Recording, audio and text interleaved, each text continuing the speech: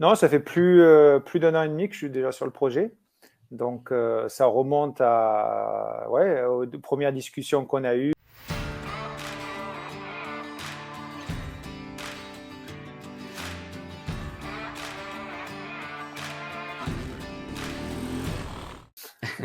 Ouais, effectivement, et c'est vrai que, on te voit en ce moment, on parle beaucoup de toi. J'ai vu encore aujourd'hui beaucoup d'articles sortir, sur les réseaux sociaux. Forcément, la Starkvark, ça y est, on est en 2022, elle va sortir, elle est annoncée pour septembre. Mais Tout à fait. toi, ça fait combien de temps que tu as été appelé sur ce projet? Nous, ça Ouais, nous ça a fait été déjà. lâché en fin d'année et voilà, toi, ça fait combien de temps?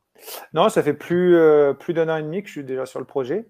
Donc, ça remonte ouais, aux premières discussions qu'on a eues. Et j'ai rencontré d'abord Anton Was, qui est le CEO de la compagnie. Il m'a approché, il y avait déjà, ouais, ça fait plus d'un an et demi. Et on discutait, et il me dit, voilà, j'ai ce projet-là, est-ce que ça t'intéresse? Et je dis, ben ouais, ça m'intéresse. Je suis intéressé par le projet, mais je veux pas que ce soit les motos qu'on a d'aujourd'hui, qu'on appelle des motos de cross électriques, qui sont plus des gros VTT. Je dis, si pour moi je rentre dans le projet, il faut que ça soit une vraie moto de cross, que on puisse faire exactement ce qu'une moto de cross de nos jours fait. Et il me dit, c'est la même vision que j'ai, donc c'est notre but. Et donc, on a travaillé pendant beaucoup de mois sur le projet, sur papier, sur dessin, rechanger la silhouette de la moto, raméliorer des pièces. Et on a pu commencer à rouler avec en novembre dernier. Du coup, comment ça s'est passé ce développement? On sait qu'il y a en gros trois ambassadeurs. Il y a toi, Josh Hill et Matt Robot. Si Mhm, je ne me tout à trompe fait. pas, est-ce qu'il y en a d'autres que l'on ne connaît Non, pas non, ou non? non. À l'heure d'aujourd'hui, c'est les trois.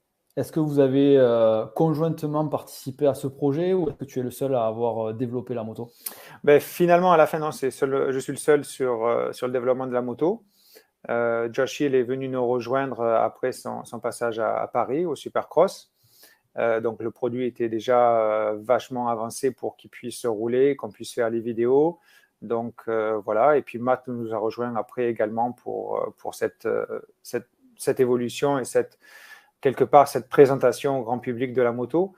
C'était un but de la compagnie de garder tout le plus secret possible pour pouvoir développer la moto le mieux possible et surtout présenter un produit tip-top fini et qui soit capable de rivaliser avec les motos thermiques de nos jours. Le développement avec Sébastien Tortelli, ça se passe comment? On sait que tu es un pilote exigeant pour les machines. On sait que chez Honda, chez KTM, je pense qu'ils se rappellent avoir eu Tout à quelques fait. mésaventures, on va dire, sur le Ouais, même VTT. Suzuki, pareil. Ouais, Suzuki aussi, ouais, c'est vrai. Ouais, Suzuki, ouais, il y a eu quelques casses au développement. Mais bon, c'est fait pour ça, hein. C'est pour ça aussi que j'ai été appelé. J'avais une expérience aussi un peu électrique parce que j'ai pas mal roulé dans le passé. J'ai fait le mini-moto avec Eric Perronard qui avait créé le mini-moto à l'époque à Nouvelle-Orléans. Ça remonte à 2007. Et il avait créé une course électrique où on avait plusieurs marques qui faisaient de l'électricité. Donc j'avais participé à ça. Et puis j'ai mon pilote allemand que j'entraîne, Carlos Kamen, qui a une ARN, Arena en Allemagne qui est électrique également. Donc j'ai passé pas mal d'heures sur les KTM là-bas, électriques. Donc mon expérience électrique était déjà fort présente. Et puis ça, c'était le côté électrique. Développement, j'étais le premier pilote à rouler avec la 450 CRF au Japon, où j'ai fait tout la fin du développement pour pouvoir l'amener en compétition. J'ai fait la même chose avec la 450 RMZ que j'ai dû donner à Carmichael pour faire l'outdoor. Donc, beaucoup de développement dans le passé. Aujourd'hui, ben, plus âgé, plus en tant que vraiment développement du matériel.